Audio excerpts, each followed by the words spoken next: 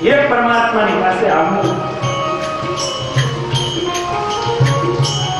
એ પરમાત્મા એની પાસે આવવું, એ પરમાત્માને ઓળખવા, એ પરમાત્માની ભક્તિ કરવી, એની તન્મય થવું, એ પ્રભુને સારું એ જીવન સમર્પિત કરી દેવું, બસ એ જ આ જીવનનું મુખ્ય ધ્યેય છે, લક્ષ્ય છે. આ મનુષ્ય જન્મ મળ્યું કેવલ અને કેવલ પરમાત્માને મેળવવા માટે મળ્યું છે. મનુષ્ય જન્મનું જો કોઈ પણ લક્ષ્ય હોય તો એક જ છે કે બસ પ્રભુના ચરણારવિંદ સુધી પહોંચવું, અને એ ચરણારવિંદ સુધી પહોંચે હમણાં ઓલિમ્પિક્સ ચાલે છે, પરમાત્માની અંદર ઓતપ્રોત થવું આજ એનું લક્ષ્ય છે.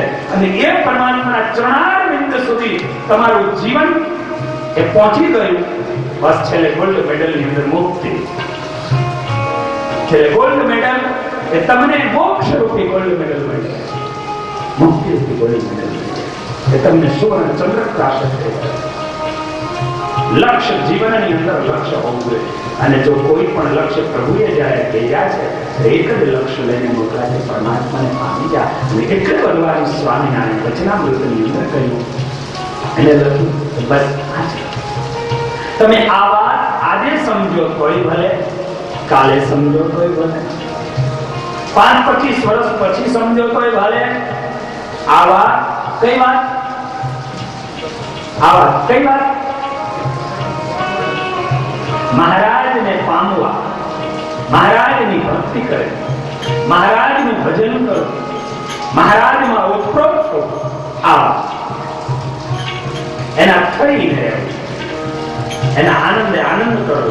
આ મહારાજ કે આ વાત આજે સમજો તોય ભલે, અરે 25 વર્ષે સમજો તોય ભલે, આ જન્મે સમજો તોય ભલે, કે પછી 100 જન્મે સમજો, પણ આ વાત જ્યાં સુધી નહીં સમજાય, આ વાત એટલે ભગવાનને પામવાની, ભગવાનમય બનવાની, ભગવાનની શરણાગતિ સ્વીકારવાની, ભગવાને જે બતાવ્યું એ પ્રમાણે જીવન જીવવાની, ભગવાને બતાવ્યું એ પ્રમાણે જીવન જીવવાની, એ વાત જો નહીં સમજો તો આરો નથી, નથી, નથી અને નથી. પછી એ વાત સમજાય ગઈ ત્યારે ત્યાં પૂર્ણ. એટલે મેં હું આનંદ, ઓ મેરા આનંદ. બસ એ જ્યારે ભગવાન જેવા છે એવા સમજાઈ જાય ત્યારે એમ કવિ કહે કે મેં હું આનંદ. બસ હું આનંદમય, પછી આનંદ દેખાય, પછી બીજું કાંઈ ન એને દેખાય, એને બીજું કશું જ ન દેખાય. દાદા ઠાકરની માટે જગત બોલવા લાગ્યું, સ્વામિનારાયણને દુનિયા ભગવાન કહે છે. અરે દાદો, જે ભગવાનને એના ઘરે રાખે છે, અરે ભગવાન જેવા 500 પરમહંસો સંકલ્પ કરે ઉડતું મચ્છર મરેલી ઘોડીની અંદર નાખી દે અને દાહા કાચરની ઘોડીઓને હણહણાટ કરતી જીવતી કરી નાખે. આવા એ સંતો, આવા એ સંતો, એ સમર્થ સંતો એ દાદાના આંગણાની અંદર રહે છે, અને છતાં દાદો વાંજ્યો છે.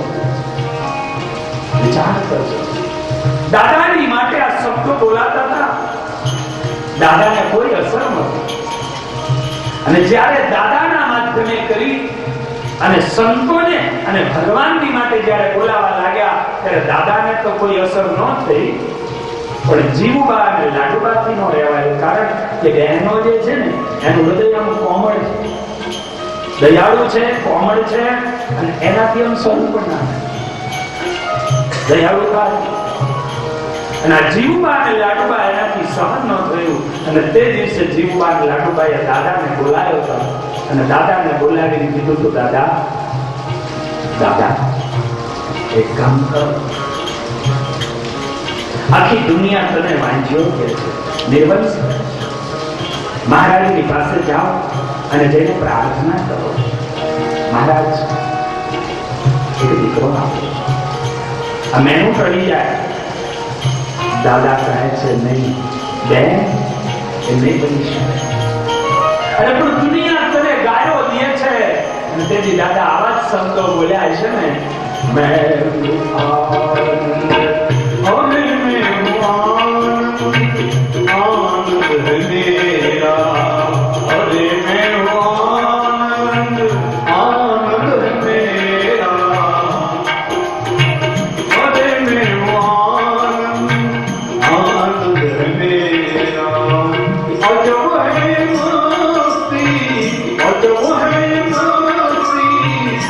या कुछ मुझे मेरी मस्ती कहाँ लेके आई, मुझे मेरी मस्ती कहाँ लेके आई। या मेरे अपने सिवा मुझे मेरी मस्ती कहाँ लेके आई, मुझे मेरी मस्ती कहाँ लेके आई, कहाँ लेके आई, कहाँ लेके आई, कहाँ लेके आई, कहाँ लेके आई। सर्व विद्या है, मैं हूँ आनंद, वही मेरा आनंद। आज बस आवा મને મહારાજ મળ્યા બસ, અને એ મહારાજની મૂર્તિના સહારે આનંદ આનંદ અને આનંદ છે. કાઈ મળે તોય ભલે અને ન મળે તોય ભલે, દુનિયાને બોલવું હોય કે બોલે. બેન, આ લોકના એ પદાર્થો કે આ લોકના તુચ્છ સુખો અને માંગવા માટે હું મહારાજની પાસે ન જાઉં, મહારાજની પાસે નહીં જાઉં. અને દાદા ન ગયા, કારણ કે અજીબ હે તે મસ્તી, अजीब है वो ही मस्ती, ये मस्ती देवी है. मेरे तो गिरधर गोपाल हुसरोना कोई एक वक्त जेने जेने मस्ती बाप चढ़ी ने एनु काम कीधुं. मस्ती चढ़वी જોઈએ, मस्ती चढ़वी જોઈએ. એને મસ્તી ભગવાનના ભક્તિની મસ્તી ચડી જાય, બેડો પાર થઈ ગયો. આ લોકોને બહાર નાસ્તા પૂછતા એની મસ્તી ચડ્યો તો ગાંડા થઈ જાય, કોઈ આંગા થઈ જાય લોકો. આપણે તો આ મસ્તી પરમાત્માના નામની, પરમાત્માની ભક્તિની એ મસ્તી ચડાવવાની, અને એ મસ્તી જ્યારે જોઈએ એ મસ્તી ચડે ને બસ પછી આ દુનિયામાં કાંઈ કશું કરવાનું નથી. આજે મસ્તી આવી ચડી ગઈ, અજબ હે એ મસ્તી અજબ છે. બસ એનો આનંદ હતો, અતિ આનંદ હતો. અને માટે દાદાએ કહી દીધું કે મારે કઈ નથી જવાનું, કઈ નથી કરવું. અને એ દાદા નો ગયા, લોકોએ બોલવાનું ચાલુ રાખ્યું, બહેનોથી સહન ન થયું. ત્યારે ખુદ બહેનો મહારાજને કહેવા ગઈ. જીગુબા અને લાડુબા ગયા અને એને બેને કીધું કે મહારાજ, હવે તો અમારાથી સંભળાતું નથી. જગત દાદાને માધ્યમ બનાવી તમને અને આ સંતોને ગાયું કહે છે. હવે જગત તમને અને આ સંતોને ગાયું કહે છે. મહારાજ કે શું છે? મહારાજ, આ દાદાના લગ્ન કર્યા આટલા આટલા વર્ષો થયા, છતાં શેર માટીની ખોડ છે, દયા કરો, કઈ દયા કરો. હવે શું એને ખામી હતી? પણ મહારાજ એમ કહે કે એ તો અહીંયા કઈ આમાં થાય એમ નથી, બીજું લગ્ન કરો. એટલે એમને ભગવાન કહે છે, પરમાત્મા કહે છે, અને મહારાજ એમ કહે કે બીજું લગ્ન કરો તો એ कारण मैं हूं आनंद, वो मेरा आनंद. એને કારણે મને આનંદ મળ્યો છે, આનંદ પ્રાપ્ત થયો છે, અને માટે હું આનંદમય બન્યો છું. અને ઓહી મેરા આનંદ, वो મારો આનંદ છે. જે મૂર્તિ એ જ મારો આનંદ. હવે મૂર્તિ એ પરમાત્મા મને એમ કહે કે આમ કરવાનું, એટલે હું એમ કરવા માટે તૈયાર છું. બીજું લગ્ન તો એ પણ એવી રીતે કે મહારાજ લગ્ન કરવું પણ એક સર, લગ્ન કરવું પણ એક સર. બોલો સરસ શું છે મહારાજ? બીજું તો કઈ નહીં, પણ લગ્નમાં મારો રથ તમે જેમ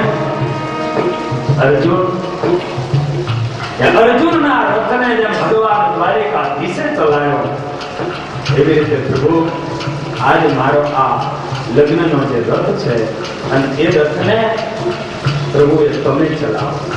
એટલું નહીં, પણ પ્રભુ મારો જો કોઈ પરિવાર હોય, મારો કોઈ સમાજ હોય, તો આ સાધુ સંતો સત્સંગી મુક્તો એ જ મારો પરિવાર છે. અને મારા લગ્નમાં કોઈ આવે તો એ સાધુ આવે. સાધુને જાણી જાણે જાણ ગઈ. મહારાજ પેલા સાધુઓ સંતો જાન જાય છે, હવે ગાણા ગાવા પડે, અને તો જ્યાં જેવું હોય એમ કરવું પડે. તો ભેરું ભેરું લાગે, ગાણા ગાઓ નિષ્કુળાનંદ સ્વામીએ ચાલુ કર્યું.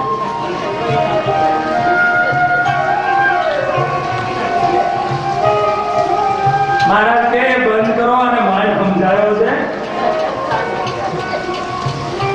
કારણ કે નિષ્કુળાનંદ સ્વામી અને દેવાનંદ સ્વામી આ બેને કે તો એ તો શું કરે? હાથમાં મીંડોળ બાંધ્યા હોય ને તો એ મીંડોળ અહીં છોડાવડા એમ કહી દે કે મીંડોળ જે છે ને એ મીંડોળ બસ આની સંગાથે બાજી ફેરા ફરી એને પતિ બનાવીને તું પત્ની એની બની જાય, એની ગોપી બની જાય. અને એવો એમનો ઉપદેશ હતો કે નિષ્કુળાનંદ સ્વામી અને દેવાનંદ સ્વામી એનો એક ઉપદેશ. મહારાજે કહ્યું પ્રેમાનંદ સ્વામી બ્રહ્માનંદ સ્વામી. બ્રહ્માનંદ સ્વામી એટલે શૃંગાર બસ, એ તો કવિરાજ અને એ તો પિંગલ શાસ્ત્રને ભણેલા આ વિભૂતિ હતી. આ મહાપુરુષ એને બધી જ ખબર પડતી હતી કઈ જગ્યાએ ક્યાં શું વાત કરવી, કઈ જગ્યાએ ક્યાં શું વાત કરવી એને ખ્યાલ હતો. બ્રહ્મ મુનિ કે પ્રેમ મુનિ પ્રેમાનંદ સ્વામી એને કહ્યું સુંદર મજાના કીર્તનો એની રચનાઓ એમને કરી અને એ રચનાઓ અને એ કીર્તનો અને ગાતા કેવો આનંદ હશે વિચાર તો કરો. જેને પરણાવા સ્વયં ભગવાન જતો હોય તમને શ્રીજી મહારાજ પરણાવે તમે પરણો દાતા.